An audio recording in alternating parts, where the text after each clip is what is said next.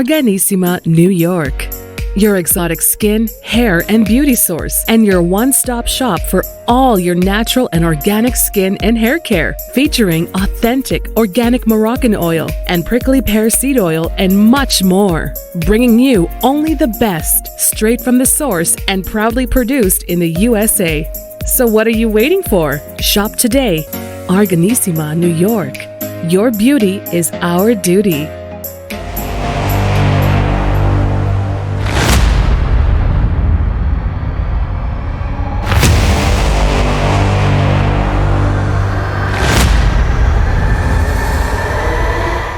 Folks, welcome back to the iHealth channel, iHealth Radio. We're your host, Hurricane H. New day, new show. Definitely a great show we're going to have today. Just a topic that's probably going to be interesting to a lot of people. It is a topic that we'll talk about music, but we're going to talk about a very unique type of music, classical music. And with me today, I have someone who actually composes classic music and teaches classical music. And we're going to talk about the differences in the music and how it works in this whole world, which, by the way, on our radio at night, we actually have classic music playing. So it's literally like, just to keep, nice and calm, so the radio does play that as part of our programming. So without any further ado, I have with me Tina Davidson. Tina, welcome to the show. Thank you so much. Thank you for having me.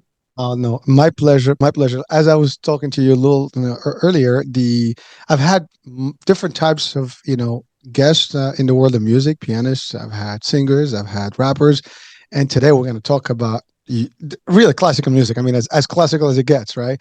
I mean, we're talking the heavy stuff. We're talking the old, composing music. I mean, maybe Beethoven type of stuff, right? Maybe not. Maybe I don't know. That's what we're going to talk about here. But well, so let me just introduce classical contemporary music, is what we call it. Okay. It comes out of a tradition of classical music, but it is sort of like the Beethoven of today. So if Beethoven of today were writing music, he would call himself a contemporary classical composer. So it's out of the tradition, but it's modern. It's not always melodic. It can be kind of dissonant, and it can be actually a lot more like jazz, more like improvisational jazz. It can be a lot of different things. But I am one of the composers who, I don't know, I've just been writing music for the last 45 years. And this year, I also published a book about being a composer and some of the other things that happened to me in my life called Let Your Heart Be Broken, Life in Music from a Classical Composer. All right. Well, so we're going to talk about the book, definitely. And we want people to actually, reach out and find out about the book and maybe get the book and learn from the book. But you say it's interesting because your story, in the 90s, you apparently had a serious condition that you had to deal with. And not only you had to deal with, there was very little expertise to solve that condition. So let's talk about that story, if you don't mind. Oh, now I've had quite a few stories. So now, which story are you talking about? The congestive heart failure. Oh, yeah. Yeah. So I was 29 and I went to the dentist and had my teeth cleaned. And I was writing a piano concerto at that time. And I was actually rehearsing it and performing it with the orchestra. And I was getting really tired. And I thought, maybe I have a virus. So it was kind of cool because I didn't have any energy to be nervous because I was actually sick. And so I played the concert. I played my piano concerto. And when I got home, I said to my partner, I said, I can't get out of the car. I'm too exhausted. And it turned out I had a bacterial infection that I got through the dentist that entered my bloodstream and actually ate a couple holes in the leaflets of my valve. So then I had congestive heart failure for about 9 years.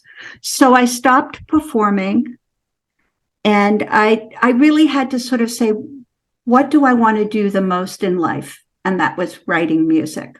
So I gave up all my jobs. I gave up doing concerts, and I just concentrated on writing music. And I did really pretty well for about 9 years. But then I got so sick that I had to have open heart surgery. And at that point, they were doing a brand new surgery that only 2 people in the United States could do. One of them was in Cleveland Institute. And what they did is they, instead of cutting the valve out and replacing it, which would have mean that I'd have to be on all sorts of medication, they just cut the holes out and they stitched them closed. And so after 9 years of being sick and writing music and being very focused about that, I suddenly was well. And that was quite an experience, to be suddenly well and to be able to run and walk and do all those things that I hadn't been able to do. And that in my music, that was reflected on quite a few pieces that I wrote, which were sort of in gratitude for healing. So I was writing a lot of string quartets at that point. So well, thank you, Tina, for sharing that part of it. And by the way, that's a pretty interesting concept, that you literally understood the actual surgery process, and you were smiling as you were describing it, which indicates that it was unique, and it is still unique the way they did it. It's very progressive, very, at that point, yes, it was very. Now it's pretty commonplace. I'm saying, but this was years ago. Yeah, now it's sort of like ho hum. Yeah, it's like daily stuff, right? But again, I mean, but you were young. You had this whole event, and by the way, that I don't know what you did with that dentist, knowing that was the stuff. Was there anything that actually, I mean, was there any ramification? Did you guys talk to this? No, because you couldn't prove it. You couldn't prove it. It wasn't, he was just doing routine. He wasn't doing anything bad. Just well, yeah, but they sterilize and stuff, and stuff. And again, it's hygiene, and in dental office. I mean, it's pretty. Yeah, I decided at that point that my focus was really on dealing with my illness, learning how to live with it, and writing music. And I was very dedicated at that point. I was writing 4 or 5 hours every day. And I had a little one. So I was very focused on just paring back my life to the essentials, and doing what I could. It did mean that I couldn't exercise. I couldn't eat rich foods. I couldn't drink. I had to be on the couch at 7:00 every night. But it was interesting because I had pared my life down. The illness actually made decisions for me. So I didn't have to think about, should I go to a party? I just couldn't go to a party. And it was kind of I think it's one thing we don't talk about, is when somebody gets better, really better, is cured. How do you figure out your life at that point? How do you start taking on a different kind of responsibility for yourself and making good choices? Before, I couldn't make bad choices because I wouldn't have been able to, get up the next morning. So it was a very interesting time for me to figure out how I would move through that. Because, illness is a great teacher, but you are not your illness. And you also I had to let my illness go and learn to trust, and to be energetic and active again. So it was an interesting time. Well, it is. And for our audiences, I mean, we are going to connect the discussion today between music and the health and all the stuff. And you have other stuff that we're going to talk about. But you're right. I mean, illness is a super teacher, if you want to call it that way, because only when you have to face something of that magnitude, that's when you start learning other things and appreciating certain things in life. And again, to your point, it was guiding you at the time. And then eventually when you got better, now you had to make some real choices on how to proceed in life and really move on from, that whole element where you were completely not in charge. But I do hear in your story that you adapted to a degree to it because you had to adjust because your health obviously is important to you, and you took whatever. By the way, you said it's a long time. I mean, of recovery here, and during the years that you mentioned, you were able to actually change to do certain things, and you kept it within. I mean, obviously, you gave up things such as doing the orchestras and all the stuff, but you did the writing part. You could not do additional work. I think that in a funny way, the illness made me the composer I am today, because since it was my one focus, I just, it's sort of like closing down a window till you just have a very narrow place that you're looking through. And that was my concentration and my focus. It also helped me in my personal life to realize there were things, emotional things in my life that I didn't want to be dragging myself through. So the book is called Let Your Heart Be Broken. And that is a sort of a metaphor for everybody has a broken heart. Everybody suffers and is in pain. And you can resist it. You can push it away. You can pretend it's not there. Or you can allow it to be in your life with the understanding that it will, as you grieve or deal with it and allow it into your life, which is a gentle thing. It's not like I'm going to take a hammer and hit it. It has less and less power over you. And by allowing your heart to be broken, you find that you actually have the energy and the wherewithal to create something new. So I think in terms of my music, that was a really significant time in my life, those 9 years, to let go of a lot of old stuff. And wow, then when the doors opened and I was healed, I was a Lazarus.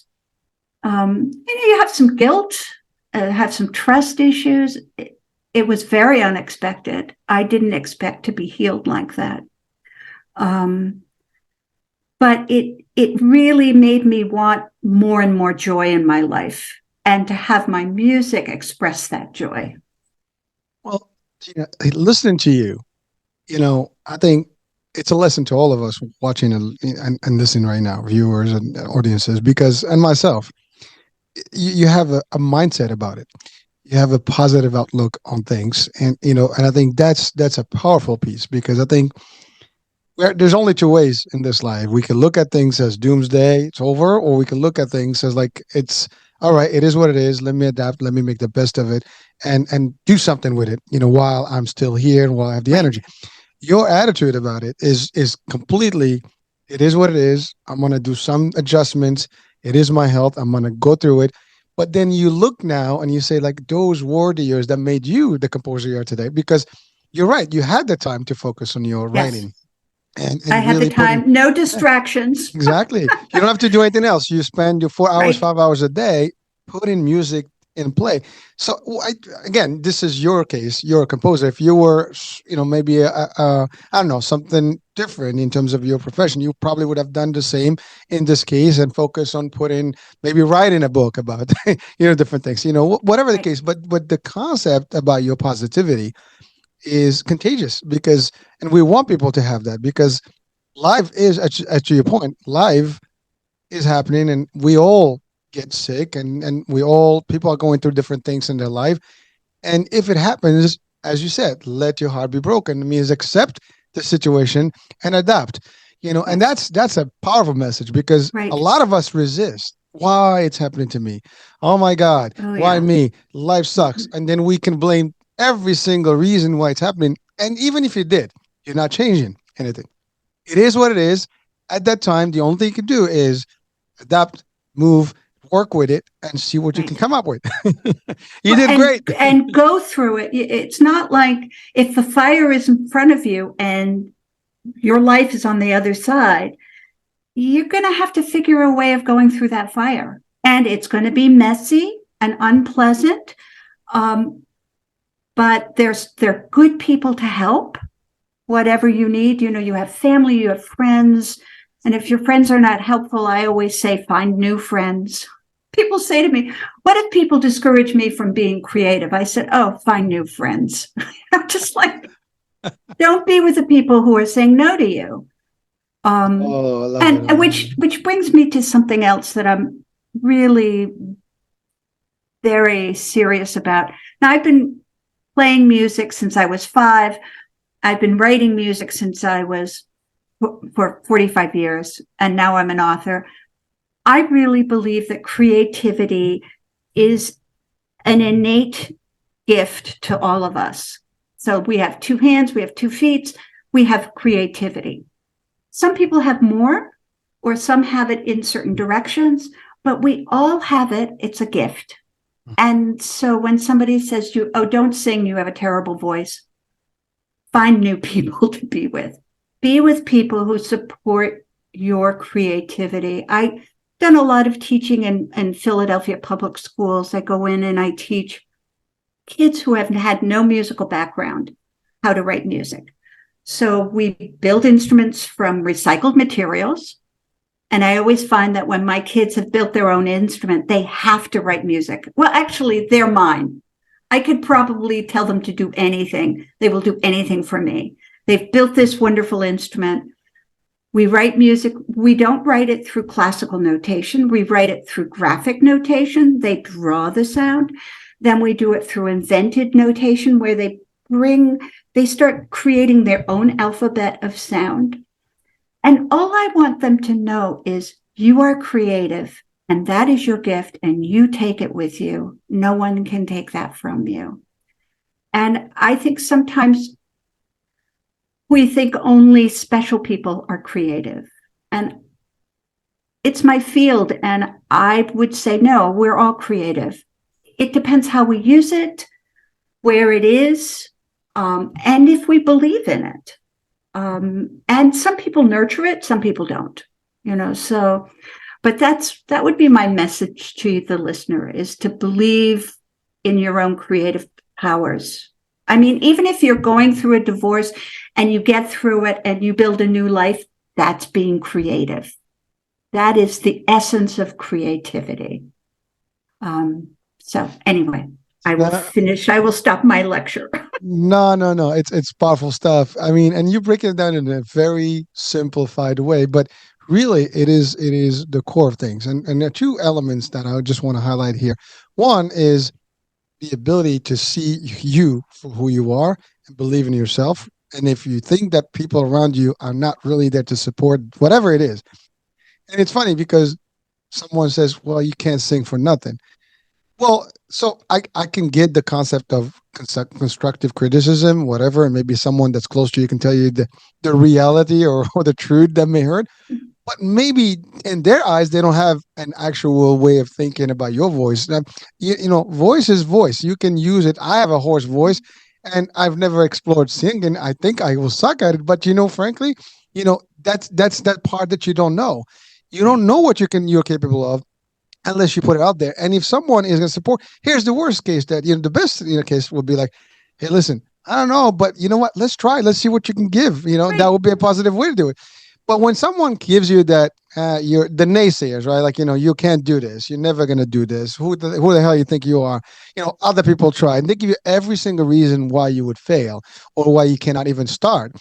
And you're right. This is a decision making, that most of the people sometimes have a challenge with, because it's coming from your immediate entourage typically. Right. And it could be family members, it could be close friends. You talked about divorce. It could be your spouse. It could be other, people that don't believe in you. But the best message to everyone that they can get is believe in yourself, no matter what people say. If you think you got something, explore it. The worst case is you're going to go to the end, you're going to discover it, and not me, you move on. You try the next best thing. Again, you don't know until you try. And so don't let people tell you off and tell you, to turn off your, ambition, right? And that's a big part of it. And right. And I think when I started writing music and I was graduating from college, I was like going, oh, people say, oh, as a musician, you'll never make any money. It's a dead end. And I thought, should I do this, or maybe I should go back and get a graduate degree and just teach? And I thought, the worst thing in my life would be to get to the end of my life and be bitter about a choice I didn't make. And I thought, and I saw it in my mother. My mother was very smart. She was actually a college professor, but she really wanted to be a writer. And she was my mom lived and lived and lived and lived. She lived till 99. So I think she was kind of disappointed with herself until she was about 70. And then she's kind of forgot about that. But I didn't want to be bitter. I would rather fail than to be bitter. So there's no failure. You would have probably just found another way to do it differently, or maybe do something else. But, right. or to me, you don't fail. You just learn something new, or, Yes. How not to do certain things, Right. So as long as, again, it's all about mindset, how you look at it. But you talked about, you don't want to be bitter about things. And, people at that early age are telling you, what do you think? You're not going to make money. That's typically because that's how people are. In general, people would not see your vision. They just see it from their own lens. And their lens, they're not seeing what you actually are thinking about, your grandiose, moment, right? They're not seeing that. They're just seeing that I know you, but, I don't think you can do this. No, you don't know me. That's the point. No one knows us better than us. Sometimes we don't even know ourselves well. Mm-hmm. I mean, you discover things about yourself that you never knew. As the year go by, you can become more of who you are, right? And you can, right. I mean, there's so much that we actually are capable of. You talked about the creativity and really just, doing things that, like the comment you said about your mom's almost regret. Believe it or not, the most common thing that I had a show, we talked about like some, I guess, unalive decisions, or like regrets, or like moments where people are literally have in common. They all have the regrets of things that they wanted to do, but never got to do them. And, and by the way, this can happen to anyone. It doesn't mean that you age or you don't age, because we don't know where we go, right? But the fact is, if you want to do something, don't let anybody stop you from doing it. As long as it's legal, of course. Now, if it's illegal, I would say, no, don't do that. Please don't. But the idea, if you have ambition, if you have an idea, if you have anything, pursue it. If you feel that this is my legacy road, this is where I see my calling, guess what? Discover. You want to travel the world. No one can stop you. Figure out a way to do it. You can do it free. You can get people to take you places, right? Right. And I think you need to be willing to accept that, okay, if I am a composer, it probably doesn't mean that I'll be able to afford a BMW, or maybe I won't be able to buy the mansion on the hill. So you're making adjustments. It's not, what is the most important thing to you that you want? And then be willing to not have some of the other trappings. And if you want the BMW or the house on the hill, then that's where you should be going. That's what you should be doing. Well, I think that even that will come on based on your expertise. The more you are good at what you do, the more you're going to highlight yourself, the more you're going to be, pretty much attracted to all that stuff. That could happen too. You don't know. That's the thing. I mean, every person that has reached stardom that we know of in the world, historically or today, they've had a moment of their life where someone or some people in their lives didn't believe in them, but they didn't listen to them. They did what they felt was righteous for them, and they continued. Was it easy? Probably not. Was it difficult? Definitely yes. Did they have to jump hoops and loops and do all that good stuff and to get whatever they did? They did. And did they have to sacrifice things? Pretty much a lot of people do. Oh, yes. You especially if you really want to be good at what you want to do. It takes, what they say about becoming a virtuoso performer or dancer is that you have to do 10,000 hours of practice before you get to be 21 or 24. And I think it's 21. I had done it by the time I was 24. But that means, in college, I was spending up to 4 hours a day just practicing the piano. Now, I happen to love it, so it didn't feel like a sacrifice.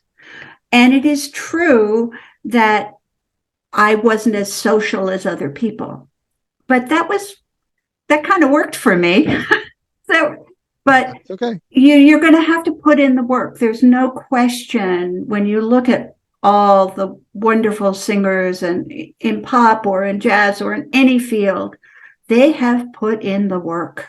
I think the Beatles, they calculated how many hours they practiced together before they made it big. And it was a huge amount of, they did a huge amount of not only practicing, but gigs, gigs and dives and bars, where nobody was listening. But that was that was practicing. So they really did the work. Again, Jenna, you're talking about the main powerful things. You gotta believe, and you don't stop, and you do whatever it takes. And whatever that means in terms of time, in terms of putting the effort, you're gonna have to. There was no free ride here. I mean, I talked about going around the world. There's no free ride. There isn't. No matter, what, Beyonce, it doesn't really matter who you're talking about. They have done the work. They have been disappointed. Yeah. They have really hung in there and practiced and refined and performed and did it again and again. And I think sometimes we think of these stars as being kind of magical, but they're down and dirty with doing the hard work. I happen to say that as a classical composer, I know some classical composers don't think of singer-songwriters as high music. I think it's all good. I think it's all amazing, all wonderful. And I've been in administrative positions, especially when I was living in Philadelphia, where I had a Philadelphia Composers League. And that was as for all composers. For jazz, it was for singer-songwriters, it was for experimentalists, improvisers, people who were doing things, all sorts of things. And I really believe that all the genres, if they were to come together, they would all make themselves more powerful in terms of they're all voices of our time. Music is really speaking of what we are going through. And that's very exciting. It is a means of expression, right? I mean, and depending what style, everybody's got a different, spin on things. I mean, whether, it's funny because the month before, I think we had, last month, we did have a few shows about hip hop because it's the 50th year anniversary of hip hop. And we had some old school, real, people that actually were out there and made history in that genre of music. And, again, it was what it was. It was an expression mode. And that was the type of music that could reflect that messaging to the world, And so, to your point, I mean, whether it's classical, whether it's modern, jazz, you name it, it's got its own generation, if you want to call it. It has got its own flavor. It's got its own, reason behind it, and whatever it is. And historically, that's the same thing. I mean, classic music was had a history, has a reason behind it, right? Now you actually have performed at the Philadelphia Orchestra. You were, that was your digs, right? That's your main. Well, I had a piece performed by them. Yes. Okay. Right. There you go. And then you have the American Composers Orchestra, Sample Chamber Orchestra. I mean, you've been around quite a bit of places, and you've built some nice music out there. And I have quite a few recordings out. There is a wonderful violinist. Her name is Hilary Hahn, and she was one of these, genius violinists. But she commissioned a piece, and she recorded it on Deutsche Grammophon. And actually, she recorded it 2 times. She recorded in 2013, and then she recorded again in 2018. So I have recording on Albany Records, New World Records. So, yeah. Well, so I have a question for you. Now, you said you started music since you were 5. That's an early age, and so you did have some I guess some support. You mentioned your mom. I mean, they had to possibly support your idea, or at least your ambition at that point, because you could have possibly started the music at 5 without maybe instruments and things that they supported, themselves. But then you kept that. You found yourself into it, right? Now, there is a story about you. I don't know if we can talk about it or not, but a story about parents, Yeah, we can talk about it. Okay, so I wasn't sure. I was trying to play around that one, but It's a little bit of a cliffhanger in my book, but I think if people hear it, they'll go, "Oh, I've got to read that book." So I was born in Sweden, and I was in a foster home for 3.5 years. I was living in the south of Sweden in Malmö with a Swedish family. And I had 3 older brothers, one of whom was almost my age. So we were brought up as twins. And then one day, this American woman came and adopted me, brought me to America. She married my stepfather, and then I was the oldest of 5. And I knew that I was adopted. It wasn't something we spoke about at all. In fact, if I said something to my mother, she would kind of get really tense. And you know how kids have this intuition about things that they shouldn't talk about? I just kind of look at her and go, oh, I'm not going to talk about that. So when I was in college, I got a job with a family friend, a family actually that I had lived with in high school, to go to this school in Philadelphia. And they wanted me to take their younger daughter to Sweden for a year. So I went back to Sweden, actually for just the summer. I went back to Sweden, and the last week I thought, well, maybe I'll go to the adoption agency. So I called them up, and I always thought I was Swedish. Maybe I had very dark hair at that point, and Swedes are very blonde. So they said, come on down. We have some information. And she was sitting there in the office, and she asked me some questions about my family, and then read me this letter. And it turned out that my adopted mother was my biological mother, but she had not told me. So, it was one of those moments when you realize that you have built your whole life on a perception. Being adopted is very powerful. It wasn't that I wasn't loved or that anybody distinguished me as different than any of the other kids, but I felt different. And I felt like they'd talk about all the relatives, and I'd think, oh, wouldn't it be nice to know who my real relatives were? Mm-hmm. So at 21, to realize I wasn't that person. I was actually really my mother's biological child. And then to think, why had she never told me? So that was a very hard start for my 20s. That was, I had a lot of anger about it. I think my mother was very smart. I was an illegitimate child. She was not married to my father. And she had me in Sweden in the 50s, where they were much kinder to women who didn't have husbands.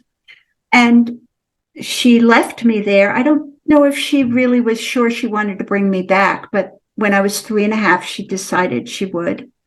And she adopted me, and that kind of protected me. It protected her. And what I have learned is there is a big difference between your privacy, which is you're entitled to have privacy, and a secret. And secrets hurt other people, especially if it's a secret about somebody else. So my mother did the right thing, but then she kept holding on to this, and it became a secret. And then she thought she'd lose her job, or she thought people wouldn't think well of her, so to me, that's really important, that I am entitled to have privacy, but if I have a secret that involves someone else, I have to think carefully about keeping that a secret, and if it hurts other people. And that did hurt me. And it hurt our whole family. It was quite a surprise to everybody. And again, I think I have to say, bringing it back to music, I think that music became this world that I could be in, that protected me, that was safe. I could just sink down into the music. And it was like I was underwater and I was breathing the water and I was totally at home with it. And I suffered a lot with depression as a child and as a young adult, really pretty deep depressions. And when my daughter was born, I had to decide if I was going to bite the bullet. I either had to do some therapy and really work at this, or I was going to hand my daughter all my problems the way that my mother handed me her problems. And so I did a lot of therapy and a lot of yoga and a lot of running and a lot of taking baths and, just a body work, just anything that would make me healthy and get me to a place where I wasn't carrying this anger and rage around. So yeah, that's what I did. That was the fire, And I think, also that as parents, we have to understand if we don't take care of our business, we are just handing it off to our children. And even though they might not know what our business is, they'll feel there's an effect. Maybe we don't share, or maybe we find it hard to put our arms around them, or maybe we get really angry unexpectedly because we're triggered, or I don't know. I'm listening to you right now. It's an amazing story, actually. The turn of events just on their own. I mean, it's a movie thing. I mean, really, it could be a nice little movies movie are real life. I mean, really weird things happen in life. I'm saying, but your story could be a real movie plot. I mean, just think about it. Like, you knew you were adopted only to find out you were not adopted, and she was your. And by the way, I've had a similar story before, so this is not. It is. Yes, it's not unusual. Yeah, it's happening. Intellectually, I understand what my mother did. Emotionally, Tough. It was very, very hard. And Because my mother was a bright, smart, lovely. She was a wonderful human being, but there was this secret. the culture didn't allow for it then. Right? Culturally, that was the reason I think she was forced to do this because of just absolutely the stigma behind it. We understand that. And that she couldn't have said to me, listen, honey, you're 13 now, and this is not something we can share with other people right now, but I wanted to tell you I'm your real mother, and I love you, and I call you by name. I call you my daughter. I bring you in so you know that. We can't talk about it because of the way society is, with friends, but you can always talk to me. You're going to be angry. You're going to be happy. You're going to be sad. Come to me. I am here. Any resentment? For me? Oh, my goodness. It took me many, many years, an active practice of forgiveness. Let me tell you my practice of forgiveness. It's in the book. Yeah. Listen, people need to know that because I think we all need some of it. So this, at one point, I had this dream that I was down in the basement. And I'm dragging something across the floor of the basement, and the rope is cutting into my shoulder. And I look back and I realize it's a body. And I woke up and I said, oh my God, I am dragging my parents around. I have to get out of the basement. This is crazy.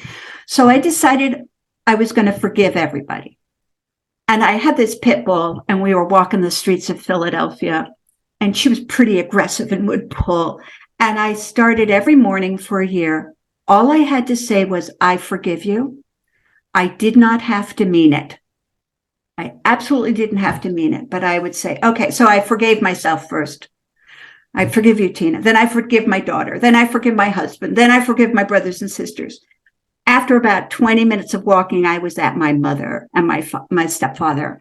I was walking the streets of Philadelphia, and I was saying, I forgive you, you horrible, expletive. You can imagine what the neighbors thought, like, oh my God, here comes that crazy woman.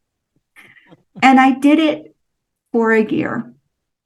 And what I noticed is I could be in the room with my stepfather without feeling like I had to leave.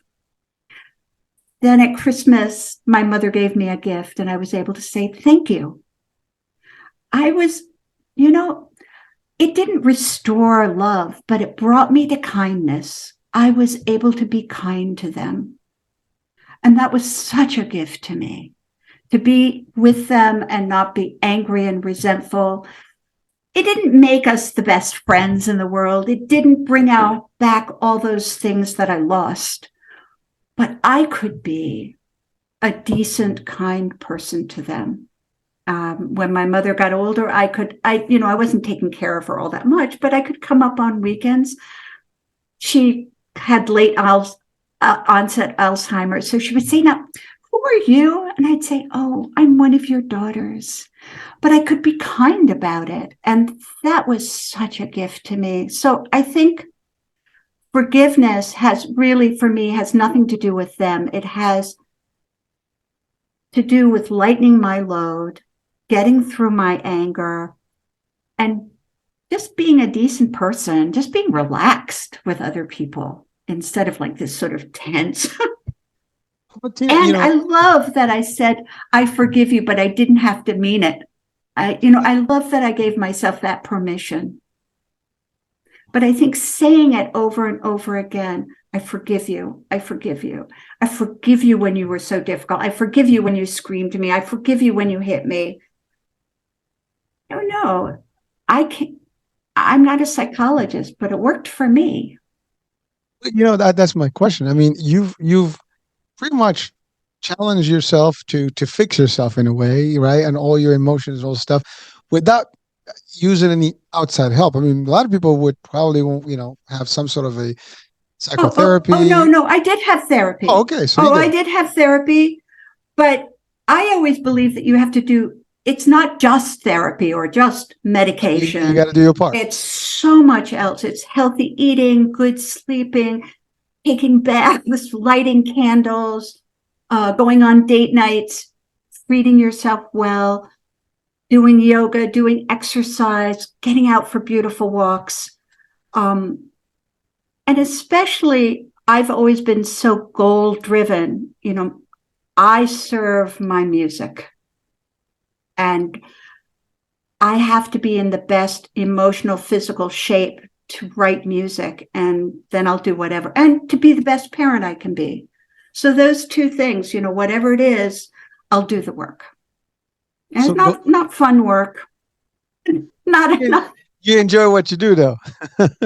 I'm very focused on it. Yes, it gives me a huge pleasure. That's power. Yes. Understand, loving what you do, yes. Living to do what you love yes. is just a unique thing. Not everybody gets to do that, unfortunately. Well, we don't do it because we don't select to do it. I think we do it because we follow the motions, and whatever is thrown at us, we just take. And if you want to be happy, and real success is really if you're happy. The rest, I mean, the money comes on everything, but if you're not happy, there's no success there. Right? Who cares about the money if you're not happy? Yeah, listen, success is a lot of things, and we always measure it by how much money do you have, how much property you've earned, or how much is in your bank. But really, it's everything. It's the family values. It's the ability to actually get up in the morning and have your health and wealth and sanity, and be able to do what you love, without having to have any regrets on every day, right? You're just happy to do your thing, right? And I think that's a powerful piece, and you do that every day. Now, I did ask the question earlier about the support in terms of the music from your family, and of course we went and talked about the story, which is an interesting story of your mom and your childhood and everything. Now, did they have anything to do with your music? Oh, my mother was a college professor. She was an avid violinist. She loved playing the violin. She loved playing an orchestra. It wasn't a DNA. She just loved it. Well, it's interesting.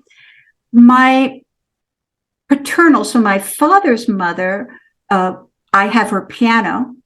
My father actually is a scientist, a well-known scientist. He's quite a jazz, he played jazz in the 20s and 30s. That's what he liked to play. So he was quite a good pianist. And my my foster mother, my dear Swedish mother, she played the harmonica. So I felt like and there were a lot of people wanting to do music that really hadn't done music as a profession, and I was kind of that person that went on and did it. You were the one that fulfilled their dream. I think so. It's sort of like, yeah. Listen, yeah. But that's, there's always something. I mean, there's a drive. Whether, to your point, it's the fact that you were surrounded by it, the fact that it's in the family gene somehow. It all kind of had to do it. And maybe we can't prove it, but it sounds like the circumstances, the environment that you had was almost leading and talking to you. This is your calling, and you did. So. Yeah, and I do want to say about my mom, she was an amazing storyteller. She really wanted to educate her children. She was always taking us to different things, giving us different opportunities. So, there was just kind of this one thing. Listen, it's not a small thing, but yeah. Listen, I mean, listening to the story, I get it. I get her, why she did it, but you're right. She could have, that's the part, again, for people watching and listening, there's the fear of, if I tell you, maybe you react, right? But if I don't tell you, you're going to react regardless. Probably it will be worse because it will be longer. And then that resentment, is going to be harder, maybe hate would even develop and things like that. As opposed to if I did it early on and just prepped you, or at least gave you the right reasons behind it. And at an earlier stage, you probably wouldn't have felt the same way. But long time. I think that anytime you're intimate, it takes courage. Courage because you might be rejected. And that's part of the creative process as well. When you are performing a piece or composing a piece or, whatever you're doing, you're taking you and you're putting it out for other people, and they may love it or they may not like it. So, but you can't connect with them if you don't have the courage to do it. So I think that's something that is a music lesson, but it's also a life lesson that to create intimacy and bonds between people, you have to be courageous enough to open your mouth or to sing or to play or to tell the story, or because that's what then creates the connection between us all, is that willingness to share. So it's really about sharing. Well, again, it's you have to have the courage, right, to break that, especially when you've done something and you're hiding, again, secrets, right? It's hard, like, to come in and say, listen, I want to tell you this. Most of us, are probably going to be hesitant, because we don't know your reaction, right? We try to figure out the reaction, but at the end of the day, you got to face the music, and literally, you got to face the music. That's right. Face the music sometimes, so might as well get it done, right? Yes. But so let's talk music, literally. Like, why classical music or classical contemporary versus any type of music? I mean, isn't music the same? I mean, the basics of again, let me rephrase that. The basics language of music is the same. I'm ignorant about music, so you can school me all you want right now, because that's important for me too. But I understand that the melodies, or at least not the melodies, but the actual notes, right? They're the same. The right. Do re mi fa lo sol. So those ones, right? Everybody uses the same. It's like the same alphabet, just different, thousands and thousands and millions of words, right? Same concept. You can have different ways to do it. Why not jazz? Why not any other type of music? Why specifically classical music? I think that's a wonderful question. I think for me, it's what I grew up with. I grew up with classical music, so it was the language, the musical language in the house. I think that when you're in jazz, it's really the language usually that you grow up with, or you feel it's kind of street, it's kind of out there. Also, jazz has got, a wonderful ability to improvise. And that's such a wonderful metaphor for people to feel like, I've got this stuff, but then I have to make it up on the spot. Classical music is much more a written form, like literature, which is more written. It's so I think what I love about it is that, my music doesn't sound like Beethoven at all. I do a lot of stuff with rhythm that you might think is maybe even a little bit more comes from Arabic music or, and I lived in Turkey for 3 years. So I think it kind of seeped up in there. But I love to do a lot of things with rhythm. I also am really interested in energy. Like if you've got this pattern that's growing and growing and you're getting more and more energetic, what happens when you run out of energy? Like if you're running a race and you run and you run and you run and you run, and you know what they say, that you hit the wall and then I always think that you hit that wall and then your heart goes up to God, just so in terms of music, what would that be like when you've exhausted your physical energy? It's just all gone.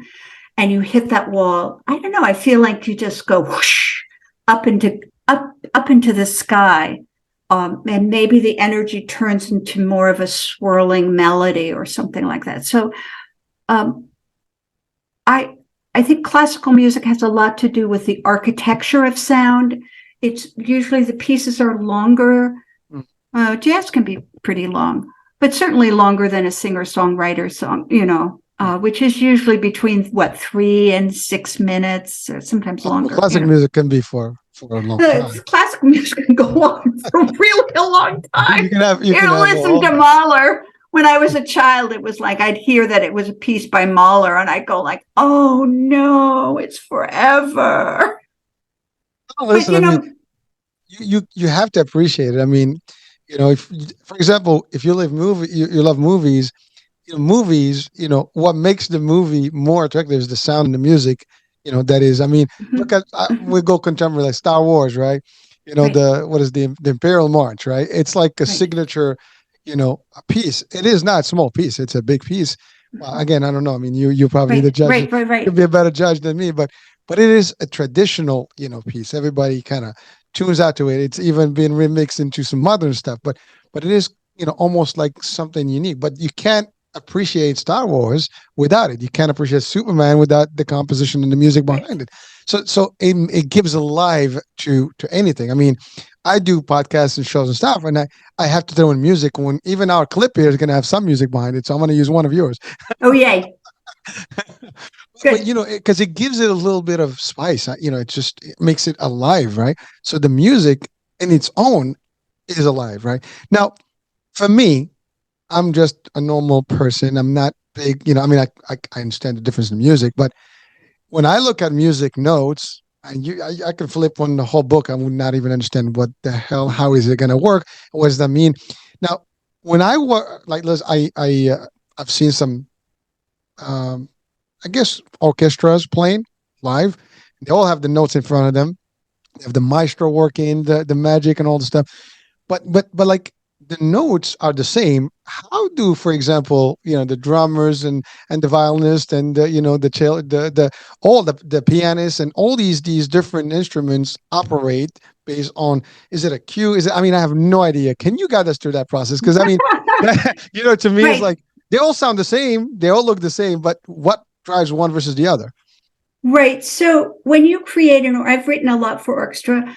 So let's say you have just a melody.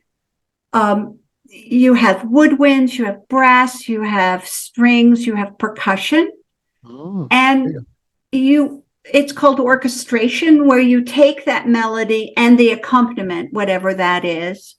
Usually it's 2-part or even 3-part or even 4-part, and you score it so that maybe the flutes are playing along with the violins. And then the brass has this little thing in between. It's kind of like, let's say you're used to painting with, a kid's palette, which has like 6 or 8 colors in it. And then you go and you take an artist's palette, which has 24 colors. So like there are 10 different greens, and suddenly you're starting to look at between the colors. Like there's green, but then there's light green, then there's olive, and then there's, I don't know what that is. So that's what orchestration is. It's about creating these different colors with different combinations of instruments. But it's written down like this. So everybody's playing with the beat, but they may be playing different things. But orchestration has this, it's like going to an art museum and saying, whoa, I didn't know you could do that with color, because I never did it. It's like me looking at the Matrix. Right. Yeah, exactly. Exactly. It's so, it becomes second nature to the composer. It's just, but you've got to understand that the note system, the notation system, it's just a language. It's just symbols for different sounds and the value of how long that sound lasts. So music is really pitch, high, low. It is duration. How long does it last? How short, how long? There's a lot of silence in it. It's very important that they have rests or silence, or that you begin in silence, or maybe you take a pause. And then it's sort of organized. So that's really what music is. And the notation is just a way of scribbling it down. It's just like an alphabet. I mean, for me, it's code. It's like computer code. It is code. It is code. But, just like if you had to write computer code, you'd like go, oh, I can't do this. But you just learn that language. Yes, correct. No, like, listen, it was spoken languages. Yeah. You talked about, Turkish, culture, whatever. I mean, imagine you learn a different language, right? It's the same. You got to learn the whole thing, and it's the same thing. I mean, for you, it's you just see it, and you can read the whole thing. You can see the whole. You can hear it in your mind, literally playing. Right? That's the level that you get. Now, did you actually study music like from early on, or that was something that you picked up on your own and then advanced to it later on? So I studied piano all the way through college. And when I was in college, they always thought that performers should always compose and composers should always perform. So they were very strict about that. So I had to go to a composition class. And the class they handed out some paper and they said, pick 2 people in this class and go and write a piece for them. And I said, well, aren't you going to teach us how to do this? They go, no, you've played the piano for 10 years, figure it out. So my first piece was for oboe and French horn. And I really thought this was really stupid. I just thought really stupid. All good music had already been written. Why are they bothering me? So I wrote it. It was not a very good piece. But I was really interested. And so by the time I got to the end of the semester, it's something I really wanted to do because it meant that I could have my own voice. I could speak. I could be the one creating the words rather than reading it or playing somebody else's words. And I think also because I always wanted to compose about my life, but I didn't want anybody to know about that. So it's very secretive. You can write all sorts of things in music and people don't know what you're saying, except I like it or I don't like it. Well, so. That's amazing though, because I love what you said that I wanted to compose about my life.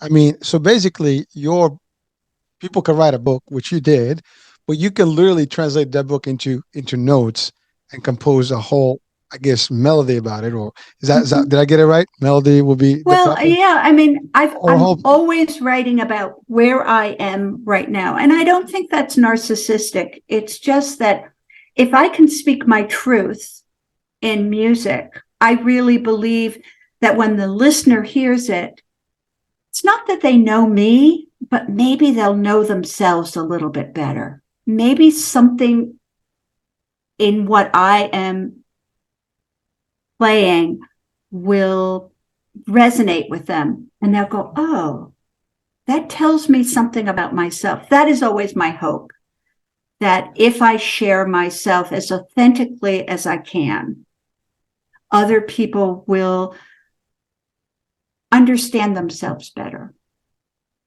You know how you are when you listen to music and you go, oh, that is just, that means so much to me. It speaks to you. That's right. Right. And it's not that that singer or that performer has told you what they are, but you understand, you go, oh, I feel myself. And I think that's where the power of art lives, is that we understand ourselves better. When you go to a jazz concert or hip hop or any of those mediums, or to the art museum or to the county fair, we get a bigger understanding of ourselves. And I think that's very important. Music really plays on our emotions. It can make you sad, it can make you happy. I mean, the movies, we're talking, again, the example of movies, that's a lot of composition there. It really, the scores are what drives even the art movies, right? They get you from the music and the sound, and like all of a sudden, like you get these squeaks and you get this percussion type of noise, whatever. You got different things, right? And you have, like, the movies where you can start literally tearing off by just simply listening to music. I mean, it can get you to that level. I think because it's nonverbal as well, it may touch a different part of your brain. I know that people who have lost the ability to speak sometimes can learn to speak by remembering a melody. So a very sad story in my life was that my niece, when she was 16, she got a brain tumor, and when she was 18, she died. And I came up and stayed with the family. I was there for about 5 weeks, and because of her tumor, she could no longer talk, but she could sing and sing the lyrics of "She Loved Wicked." So I think that really talks about that music is in a different part of your brain. And I think it gives you, it's very sensual and it doesn't have words. So you can't say, oh, this means that. It's more of a feeling.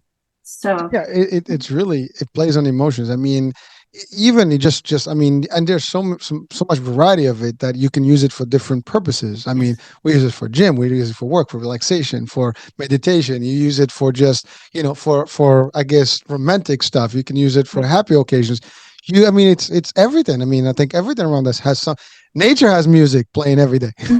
Yeah. I mean, you literally can listen to the sounds of nature and it's a melody playing. I mean, you go by the sea, it's got its own sounds, by the water, rivers, the winds. I mean, there's sounds around us, and people actually capturing that and using it in composition. I mean, I've seen some of those things where it's really natural, composition just being remastered, I guess, in a studio.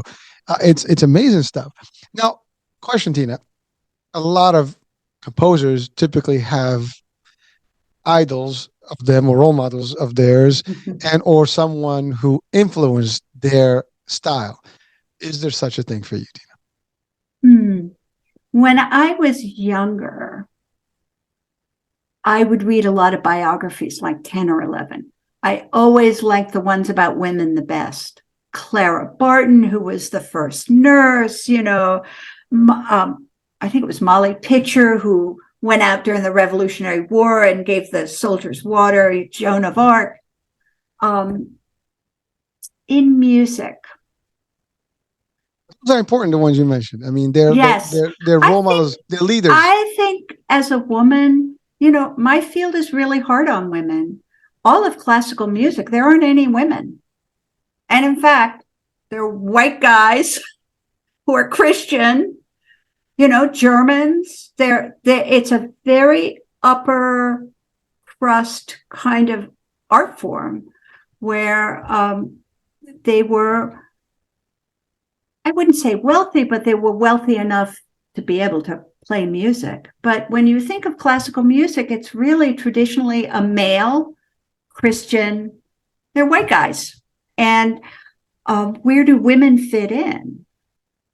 And so the music world, the classical music world, is much better now about women composers, and certainly composers, African-American composers, and willing to allow those composers to speak in what they feel is their authentic voice, where it isn't necessarily, it's different, it's more influenced by jazz or world music.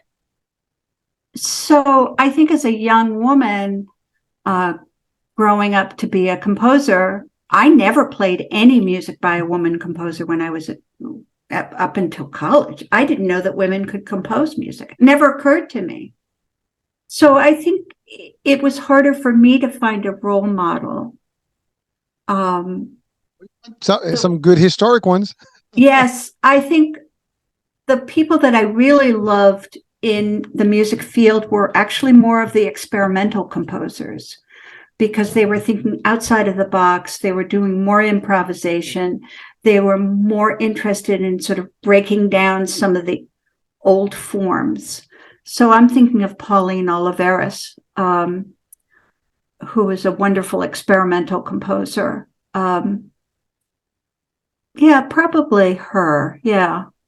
Finding, I think you have to find people that really speak to you, not only the music, but who they are in life as well.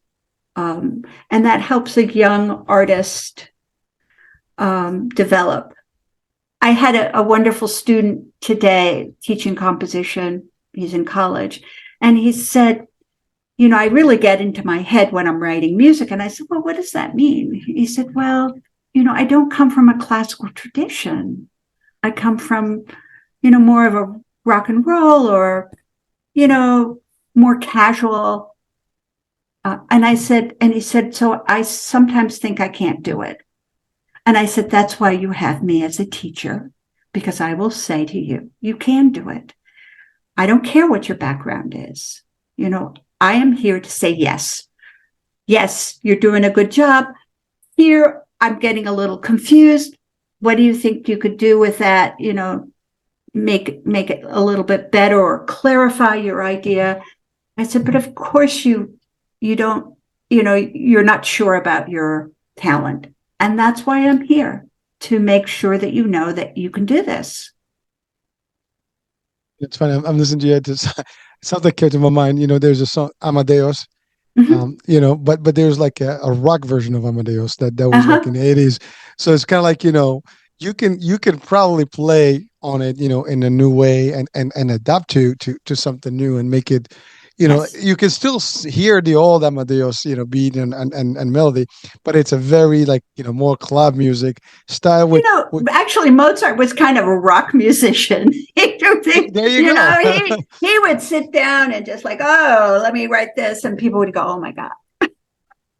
But yeah, but literally, I mean, his music is amazing. But this dude that I forgot his name now, the actual more contemporary one that actually did it, I think the 80s he was German, I think too. Mm-hmm. But he did a spin on the original Amadeus. But it became but it was like real like upbeat, and you can really go to it. And it made a hit, so Mm-hmm. you talking about your student, you can do that just because maybe that flavor you have, you can adapt to it and give a new, as you said, you guys are classical contemporary, so you can throw in stuff. Now, you said something very powerful, that you didn't grow up to have any role model in the classical sense of music. Mm-hmm. But you are today the legacy of the next generation. So now people can actually look up to you as one of the master, women composers of today's age. And your name is going to be branded for life, because people now are going to use your composition and your style in the next, in the courses and stuff. I mean, I wanted to read something, but I can't see it here. There was something that I read earlier on your website about where is it? I'm trying to look. but there's some nice little quotes about your work, out there, and those are powerful. So I'll try to put them on the description of the show so people can actually read about them. But you are being looked at as an expert at what you do, and a phenomenon in terms of the new contemporary music. And that's actually beautiful to know that there is a signature that you're put in today. As a matter of fact, I had the show yesterday. We talked about being unique, having your own signature, and you are doing that now. You are the new Mozart. Right. And what I would love to do and continue to do with composers is, again, I get back to this. I want to say yes. Write your music, teach yourself, look at, once your music is written, take a look at it, ask yourself a question. What did I do good? What really worked? What do I wish I had done better? So I don't want to be the critical voice. I want to support my composers to be have their own critical thinking, which is, what did I do well? What could I do better? And how can I move on to the next piece? No piece is that precious that you have to keep on changing it to make it perfect. I don't believe in perfection anyway. You do the best you can and then move on and write the next piece and do the best you can. Learn from it, write on, just so it's this progression.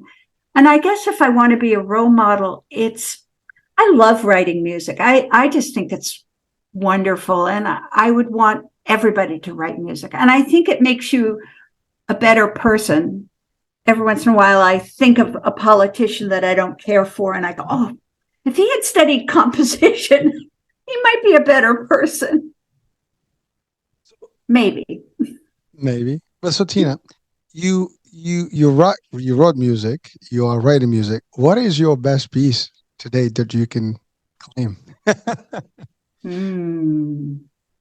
Oh, wow. And is it used in any orchestra today that people can really? I know I've seen some of the videos on YouTube and stuff, so there's some good stuff there. But I really like a piece called "It Is My Heart Singing." That's for piano and string quartet.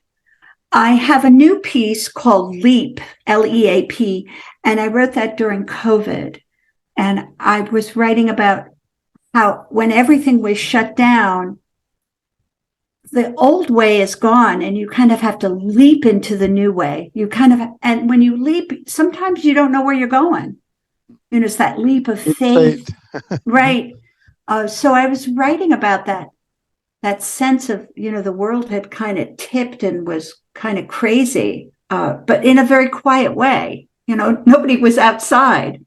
We were all, but everything was sort of distorted and different. I like that piece. That's going to be recorded this year by another group. Yeah. All right. Well, listen, we will search, and make sure we get some of that stuff. And now your music is out there. I mean, people can purchase some of this stuff on Spotify. Yeah, Spotify or Apple Music. Right. So definitely we're going to have to. And you can go to Amazon and buy my book, Let Your Heart Be Broken. So we're going to talk about that, now where we can get there. But New York Times praised you, vivid ear for harmony and colors.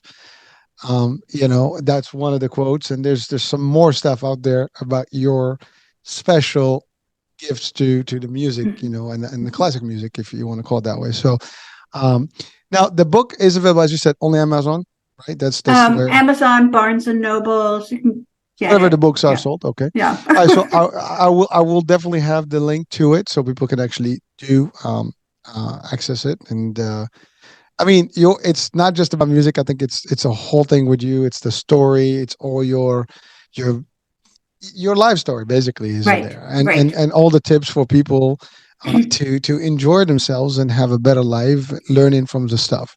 It's also a lot about my composing process. what I'm thinking about when I write a piece of music. So it's short stories. So they're every other chapter is a short story about my life, 5 to 6 pages. And then the in-between chapters are actually journals that I wrote during this decade of time. The journals are about my life as an adult, but also about how I'm composing, and what I'm thinking about when I'm writing music. So I think it articulates a little bit of what I go through as I write music, what I'm thinking about. A lot of times I'm writing about, like, I'm blocked and I don't know, like I'm supposed to be writing this piece, but I can't do it. Sometimes I write about that. But it's really about my life as a composer. And then you go back to my childhood. The third chapter is about my childhood, and the fourth chapter is. So I think it works really well. People say it's kind of reads like a thriller, that they can't put it down. They're like, what's going to happen next? Well, it is a thrill, and it is a real, and it is a real story that people can actually, well, a life story, literally from you to now, talking about everything you've dealt with, as well as your creativity and how you do your music, right? Now, a quick question, just for out of curiosity, how long does a piece take to actually write?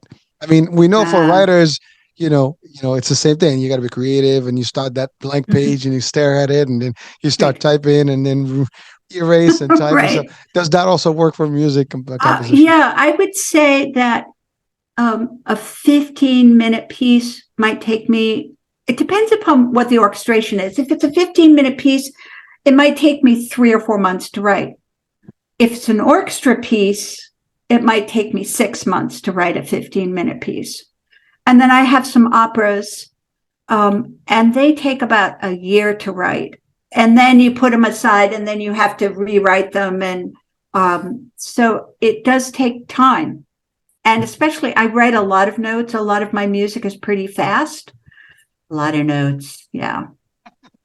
Well, again, I mean, but that's impressive. I mean, I was thinking more like in terms of hours. You're talking in terms of months, or years, literally. So it is not something that. Yeah. But as you said, it is art. Well, and it's not writing 8 hours a day. You can only write a certain amount. Maybe some days it's a good day is 3 hours of writing. Some days it's 5 minutes. You blank out. Yep.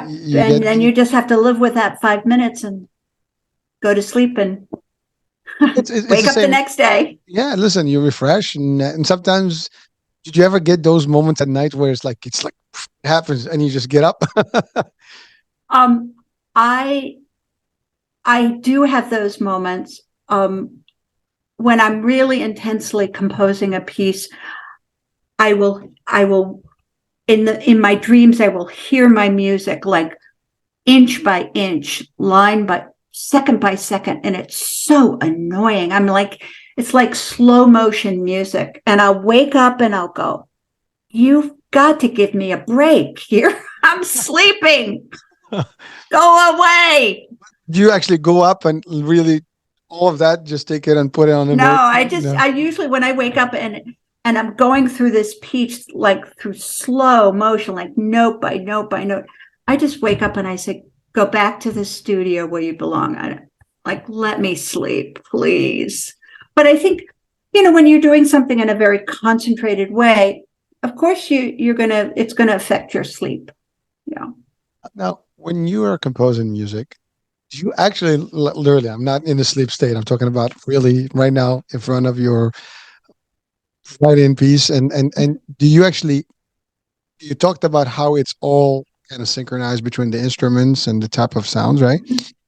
Do you actually hear all those pieces together when you're actually playing, or not playing, but writing? Because somehow it's got to be like you're listening to it at the same time. I don't know. Well, I've been doing this for 50 years. So I've collected, I have some good sound banks in my ear, So yes, I do know what the sound is if you put a violin with a flute, or if you put the violin with a clarinet. I have those sounds in my memory that I can sort of check with.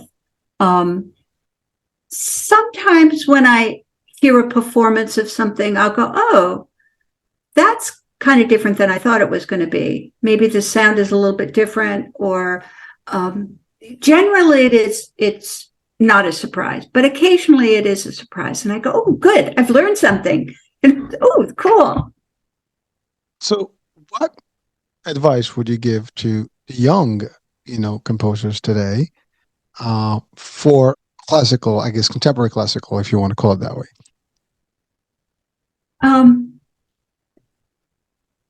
Well, first of all, who you study with, make sure they're not saying no to you in some way. If you're in a school that you feel like they're not being positive about you being a composer, find a different school. I think the biggest advice that I got was not to go to graduate school, but to go and create your own group or find your own performers, write music, have them perform it, just write. And the experience of hearing your music teaches you so much about what you should do next. And write for your friends, write for a community orchestra. Don't wait for that big, Carnegie Hall experience. Just write for anybody who will play your music, and just write. And I think that was the best advice I ever got in school, is just keep on writing.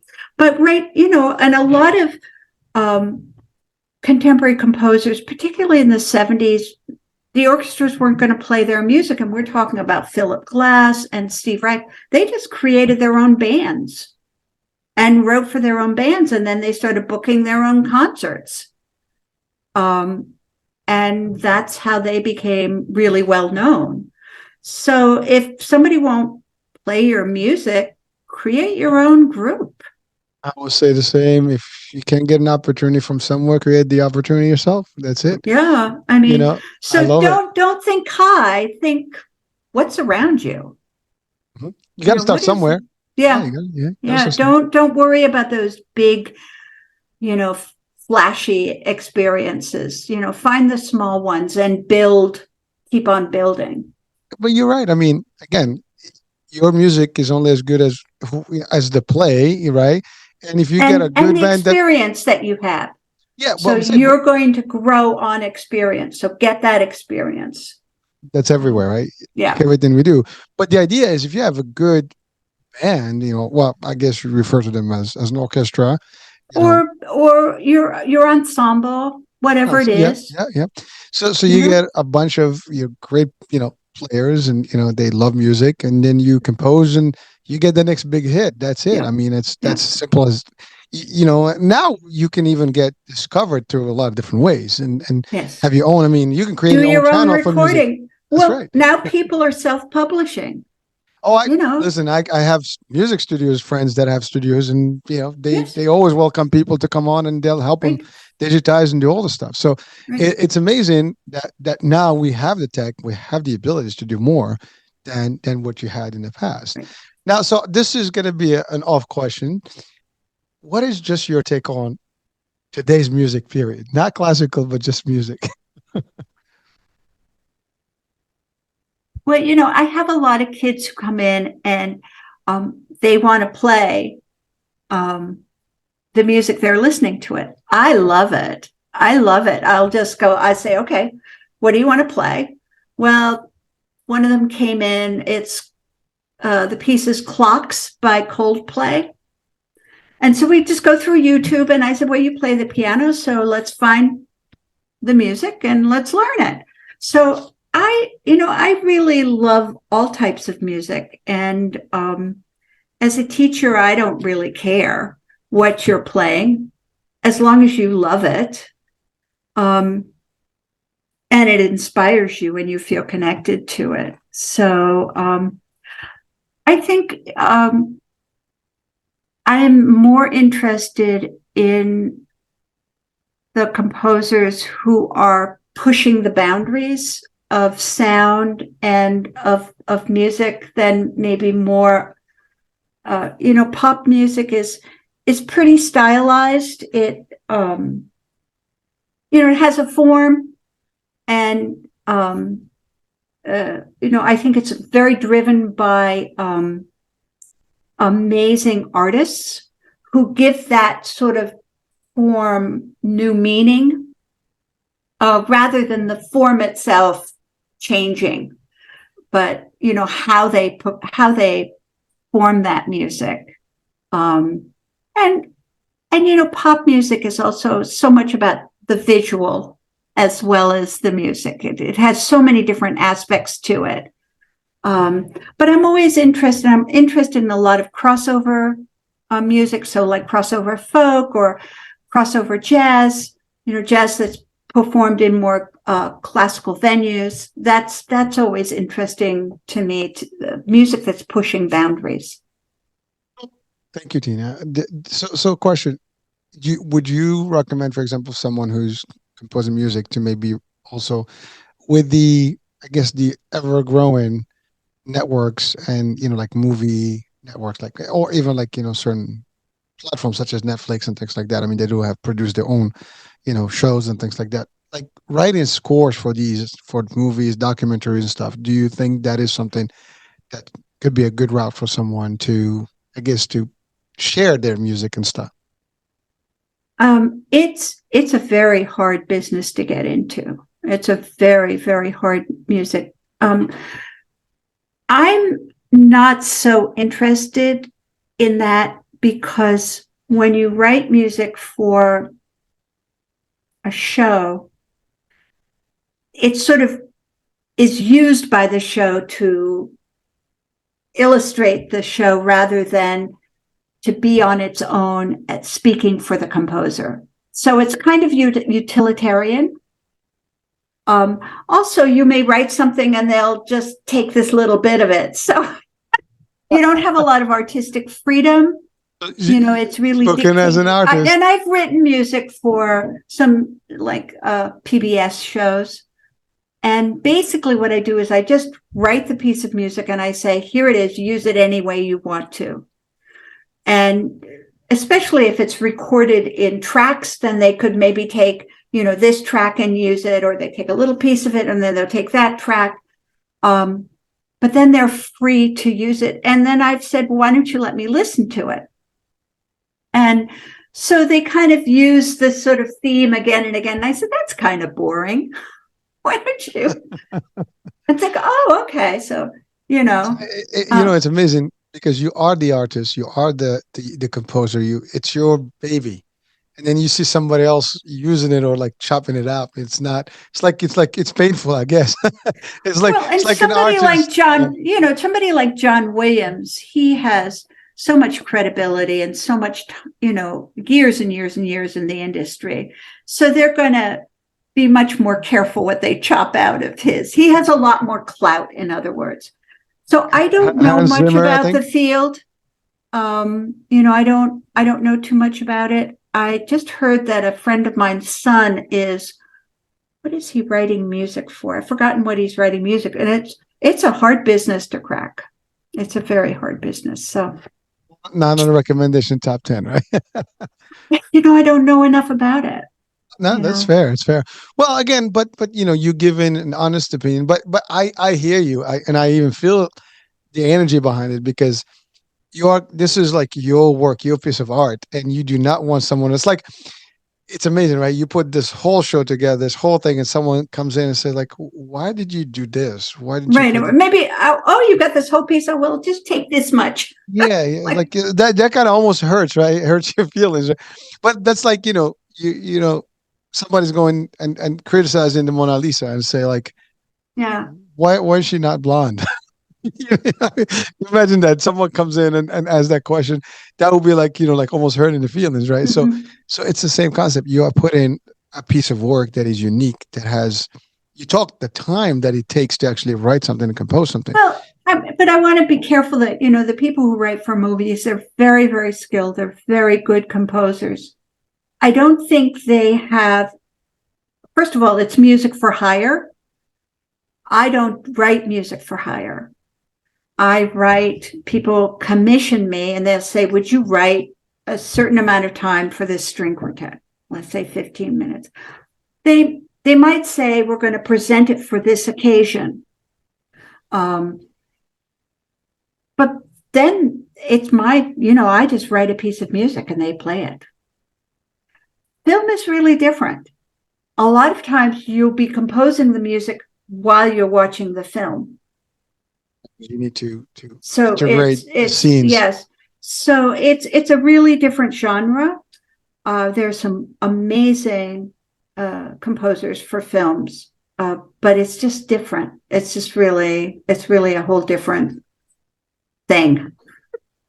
I hear you. I appreciate, and they're great feedback. Schools that will teach you so much about how to write film music. And again, when you write it, when you have something performed, it has an elasticity to it, because maybe the performers will take it slower, or maybe they'll have a pause here. But with film music, it is exact. It has to go exactly with the film. And so there's not a lot of flexibility. So I have a question. Music is international. It's a world language, right? Mm-hmm. Now, for someone that's watching or listening in the US, it might be limiting themselves maybe to just the US, but you can certainly compose worldwide. And your piece can be probably even more prominent somewhere else, because they'll see a different use for it there, and maybe that's an opportunity that people should know about, that, hey, why are you limiting yourself? Because it's not English, it's really music that can be played regardless. You just need, a bunch of good people that love instruments, and they can make the instruments really sound right. And you can get those anywhere in the world. I mean, there's some orchestras almost in every country in the world, if not every inch of the country in the world. So what do you say about that? I think it's a great way, and certainly bands, they tour, they go over and they tour. I think it's a little harder sometimes to get your music abroad, because they're doing their own music. So sometimes also classical music, it's a very small world. People really know each other. So you're expanding on that. Well, you might not know a group in Europe quite as well as you would know a group in the United States. So since it's a small field, and people, a lot of times they hear about your work from somebody else who's played it. So it's kind of word of mouth. It's not as big a field as you would think. So I think it is a wonderful thing to play music from other countries, other contemporary music, and to share your work with others. Yeah. So Tina, just out of curiosity, if let's say I was your student right now, I will basically, let's say I write my first piece, right? I mean, ideally, the way I understand it now is that I find a band to play my music, and that's kind of like my demo. And then I can expose that to the world. And then ultimately at that point, people can hear, what I can write. And then they like my style. It's like reading, a novel versus a different type of book, right? They love my formula, my just, I guess, the melody, whatever, my sweetness, I could say, right? My emotions.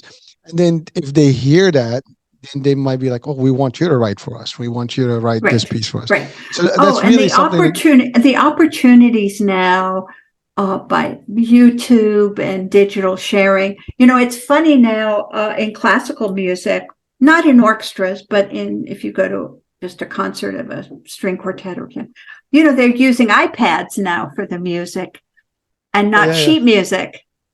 That in terms of my music, it really makes a big difference, because a lot of times I'll write a piece of music, and because it's very rhythmic and all the instruments are playing, sometimes I have to adjust the music for page turns, because you physically have to stop playing your instrument and turn the page. But now with an iPad, you just have to click your foot, so you don't have to worry about where the page turned. It makes a big difference. It's so interesting how the difference in how the form, so on an old LP, you had the first side and you had the second side. When you created an LP, you would think about the last piece on the first side. You would want it exciting enough that people would flip it over. Now you don't have to worry about that. There's no, it's all one thing. But before, you actually had to strategize what will make it for sure that people will want to flip the LP over and play the other side. And you'd have to sort of think about the dynamics, the energy of that. That's a lot of work. You don't have to do that anymore. I know. It's really a big change. Well, I mean, again, you're talking about adapting to technology and Yes. and how it benefits. And I know there are people that are just creative enough to think like what an industry needs and how can we improve, the ability of like make it more efficient and effective, right? So Right. that's the thing that's happening. Well, listen, Tina, I think we've exceeded our hour, but it was all, fun stuff. I've learned quite a bit. It was completely Thank you so much. interesting, stuff and a discussion. We've talked about motivation, inspiration. We talked about, advice. We talked about music. We've learned a little bit about composition and how it plays and how it works, how to promote it. So we've touched on a lot, and we certainly touched about your book. And so now, do you have any other books, or that's just the one book? That's my first book. Yeah. All right. Well, listen, I want to just congratulate you for the book and definitely for all the work you've done. And I know you're going to do some more work out there. And this is one of many. Thank you so much. Thank you. so much. Appreciate you being with us here. And folks, I just really hope that this was I told you, interesting show. It is an interesting show, definitely a new angle. And we've learned quite a bit, but we've talked about health, we've talked about mental health, we've talked about society, lifestyles, and everything here. And it's just plenty to take home with us. And so, yeah, we'll be talking soon. New day, new show, new topic, new guest. I'm Hurricane H. See you soon. Bye-bye.